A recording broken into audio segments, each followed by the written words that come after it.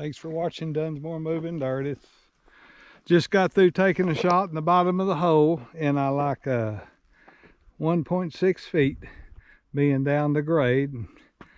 I need to have a 63-foot bottom, and I have a 64 one way and about a 67 the other way, so it's got enough bottom to go down. I ripped it earlier and was hoping I didn't want to have to rip it again. I don't know.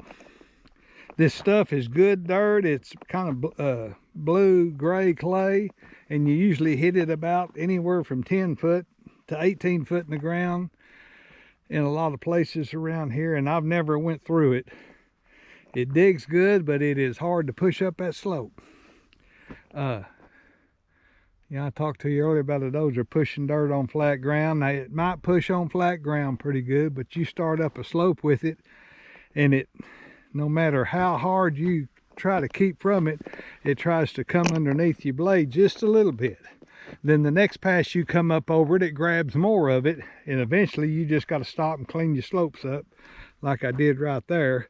Now, you can go up that slope pretty good, but when it gets like this, and I've got a good cutting edge, and if you had a cutting edge pretty flat on the bottom, you're going to lose more of it. It just feels like somebody's pulling you down the slope and you're trying to push up it, but it digs good. It just pushes hard. It don't roll. It kind of sticks to itself. It packs down good. It's good clay, but it crumbles up. If you rip it up, it'll be kind of chunky, but time you get it up top of that slope, it just crumbles up. But that's why every now and then you just got to stop and clean your slopes up and push some more of it out. But it's good material, but it's just hard. It digs easy and it's hard to push up a slope anyway. So, well, we'll be back out in the morning and get this down a little bit more. It's got a good shape to it. I got my topsoil's just right. When I slope that back down, it's going to be right at the toe of that topsoil back there. So it even looks round when you get up on top and look down here. So that always helps. That tells you it's pretty close to being like it's supposed to be. If it looks around, it looks like a football, you've got something wrong with your slope somewhere bad. So like I say, that's good material. It'd make a heck of a tank down because it packs down good. It's just hard to push. And like I say, you don't ever hit it below any above 10 foot in the ground. So you're usually in a pretty good hole time you hit it. Now this red stuff pushes real good. It's not as bad as that blue gray clay, but it's just as good as material, and it pushes better. Now it can be a little harder to dig, but you can't have the best of both worlds when you're digging a hole. It may be hard to dig and easy to push out, or easy to dig and hard to push out. So anyway, that's all we're going to do today. We'll, like I say, we'll come out here in the morning and get our depths, and maybe I can get it cleaned up,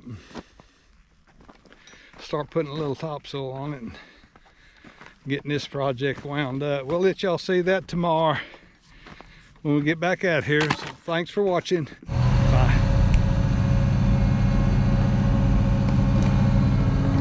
Morning, thanks for watching Dunsmore Moving Dirt. We're fixing to try to get that 1.5 foot out of there this morning pretty quick. That way I can start getting it cleaned up and ready for topsoil. So a little nippy this morning, 28 degrees. I know that's not cold for y'all, but that's getting down there a little bit for North Texas. But it can get colder. It could be 0 this morning. So anyway, we're gonna, I think I may just rip around the edges where the slopes are getting long and not rip the middle. I hadn't decided yet. I'm gonna set my camera up on here on the tripod, put it on time lapse, so y'all can see some of that this morning. So we'll let y'all see that when we get going. Thanks for watching. Bye.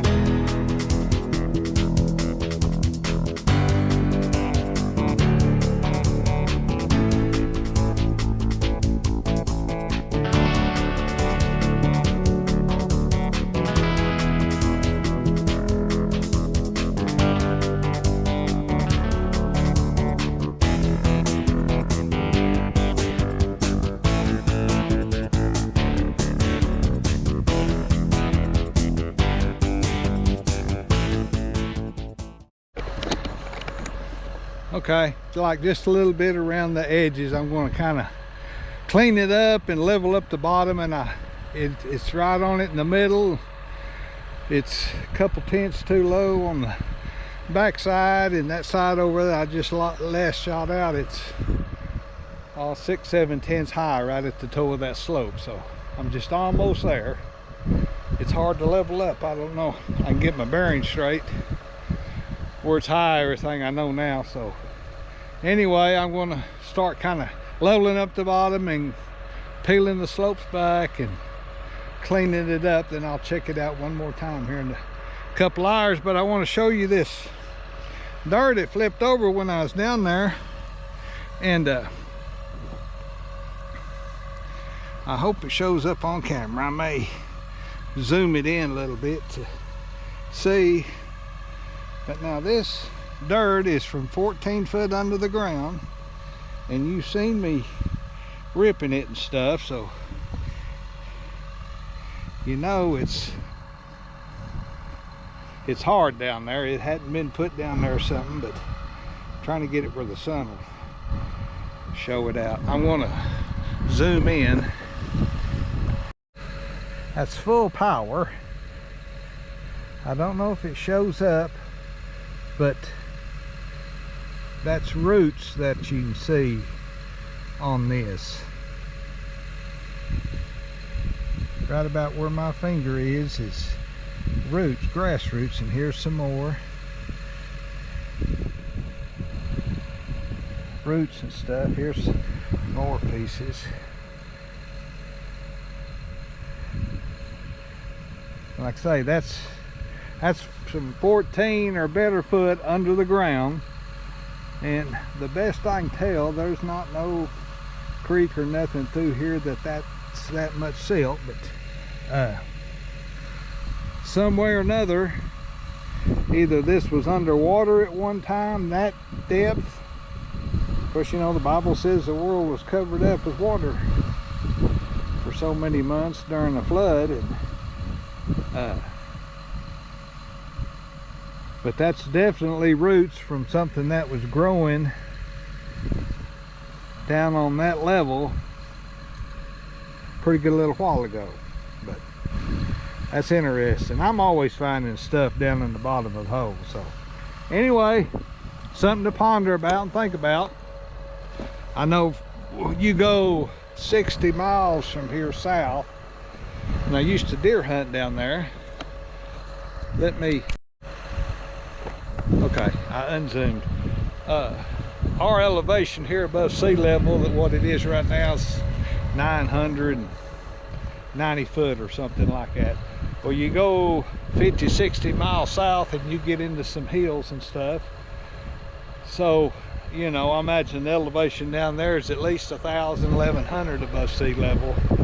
But I have used to deer hunt down there. Of course, I'm always looking for rocks and stuff like that. I don't know, always have. But on top of them hills, on the top of them, I noticed some little old round petrified looking stuff, different sizes, different shapes, but they was all round and cylinder looking. I took it back to deer camp and showed it to the guys. They said, oh yeah, I said, we took some of that down and had it, give it to people that know what they're looking at. That's petrified seaweed. Well, you get to thinking now, that elevation right now is already 1,000 foot above sea level, and the Bible says the flood covered the entire face of the earth. So at one time that was covered with so much water that it grew seaweed on top of them hills. So that's just proof that everything was underwater at one time. So, and then how this was formed down here, I don't know. But that's strange that you hit something that's got roots in it that deep in the ground. And clay, that's what I can't figure out. Clay, unless this top part is all, well, it had to be all silted in for that to be ground level at some time or another. So anyway, something to give you thinking about, so get your head thinking and everything. So we'll let y'all see some of that after a bit when I kind of get it leveled up and shoot it out one more time.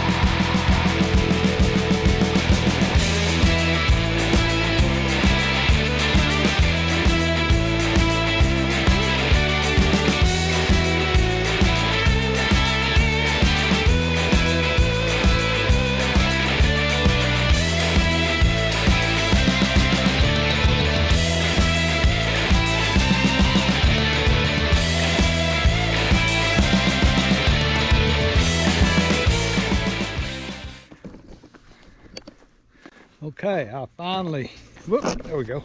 Finally got my depth, got it cleaned up, like just a few ridges on top, then sloping the backside down and putting my topsoil on it. So cleaned up pretty good. It's just, you go to getting that last foot or something, you just keep it digging, and eventually you'll dig a little bit too much, but once it kind of shapes up, I mean, it just all of a sudden shapes up. I mean, you just got to keep moving in a circle, and don't ever sit there and try to dig in one spot or you're in trouble. So anyway, got to take my trailer and get some fuel in the morning. So we'll be back out here in the morning and slope that down and start putting the topsoil on it. And I think they're going to be out here the next day and check it out and everything, and maybe I can kind of wind everything up and get out of here this weekend maybe. So that's what the game plan is of right now, but that can change. So appreciate y'all watching this channel. If you hadn't subscribed, we should do that and hit the like button.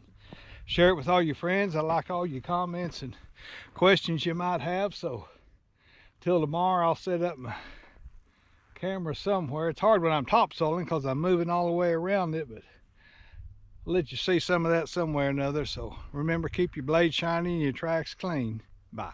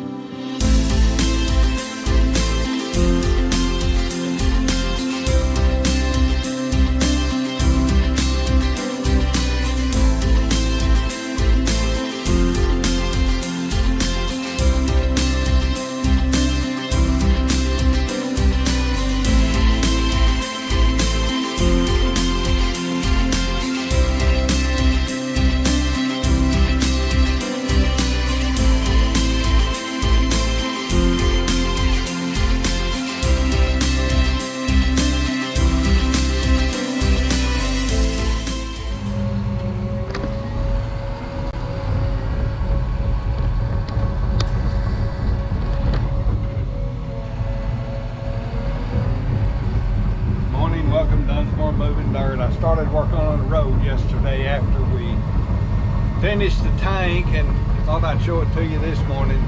It was getting dark last night and I had to clear some trees. They had a trail or road coming down alongside their fence here, and it was washed out. That water builds up from about that deer blind down this way, and they had bricks in it, and it was watered out 3 foot deep.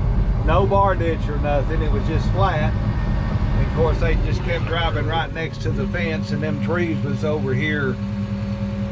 They'd had it cleared before, but anytime you clear thick mesquite trees, if you clear the blade wide, a year later it's going to be where you can't drive down it, because the trees will start leaning toward the sunshine, trying to get some sun. So anyway, it'd have been nice if I had a angle blade, but I don't. But I know how to use a tilt blade, so I've got a bar ditch cut, and I've thrown the dirt up next to the fence.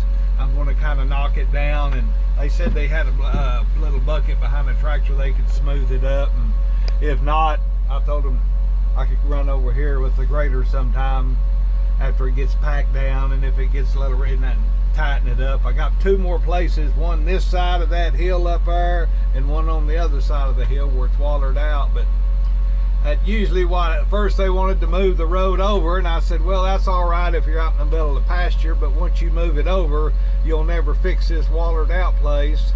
I mean, it was 2-3 foot deep in places, and just they had rocks and stuff thrown in it. And I said, that water's going to keep running down alongside your fence, and the cows are going to keep walking, so it's just going to get worse.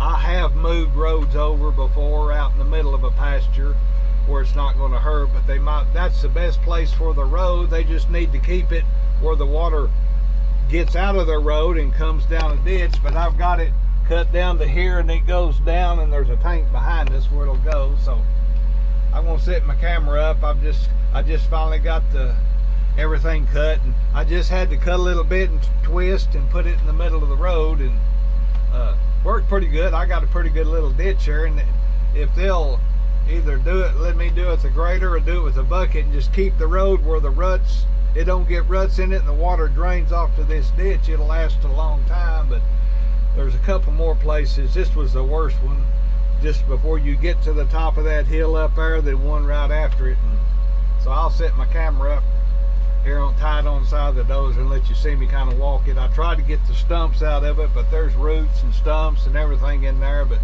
they can just pick them up as they come to the top of the ground. So I'll let you see that here in a little bit. Bye.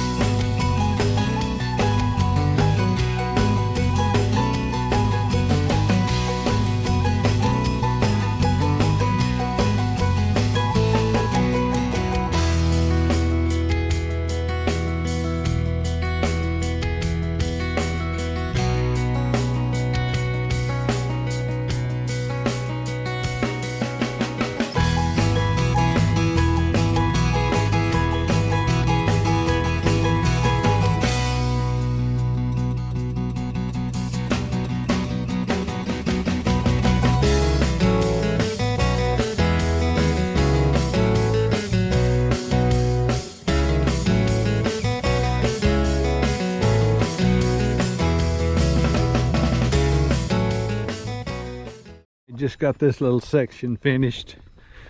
Got the road built up, and then kind of got a little swell here where the water will come and go off here instead of just keep running down the road. So that'll work for a while. They just need to watch if it goes to getting water starts running down their tire tracks. They need to do a grader or a blade behind a tractor or something and kind of pull the dirt back up and always keep it kind of high. So anyway, I got my tank past inspection here a while ago and headed back down. I'm gonna get my pickup and bring it up here at the top of the hill, and because I don't have to go back this way anymore. So we'll let y'all see the tank when we get down there. Thanks for watching. Bye. Okay, got the topsoil on it, got the back sloped down and everything. That made a nice looking tank, and it'll look real good this spring when all the trees bloom out and everything. And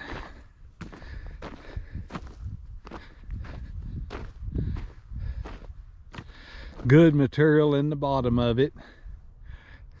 The spillway is on that end. Let's see, I think I wound up digging it 15 foot below average ground. So there's 15 foot of hole there, and my spillway is 1.5 foot higher than the average ground. So that means it's going to be 16.5 foot of water in this deep hole, and then it'll back out of the hole. This low place, there'll be 1.5 foot of water above that where that flag is and that metal stake. This will have water in it. That flag right there by that tree, the water line will come around and stay right where the grass line is, and then it'll just bump into the dam. So there'll be 50-60 foot outside the hole with water in it, plus up in that little draw and stuff. When it's spillway full, it dressed off real good. The topsoil it's kind of wet when I put it up there, but it dried up. Where that ribbon is in that tree, that's 1 foot higher than the spillway, so it'll never try to go around this way. It's got plenty of room for the spillway. So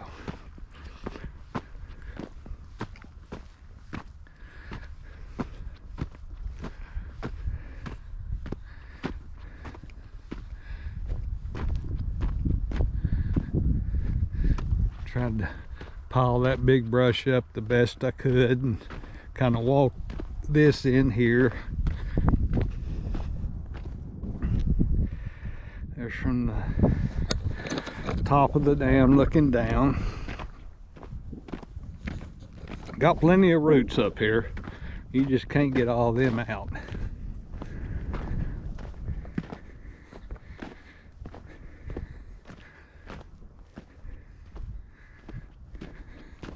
Spillway's good and flat. It's not going to start no washing.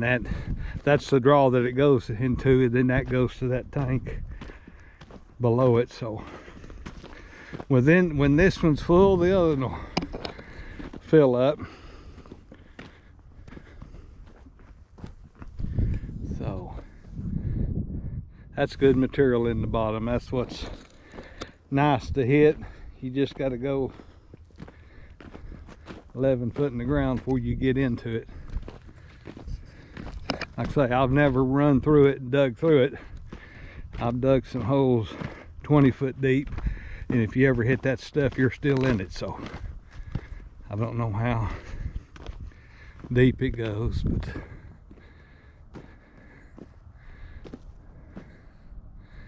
at first we was going to dig it down there, and I just didn't like the way that looked. I wanted to kid up a little bit, which I'm glad I did, because we're still catching.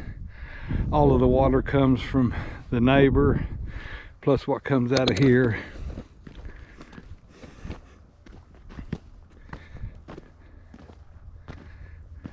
That's the spillway where it'll come around there and go between that tree and the dam and spread out. So Plenty of room for a spillway.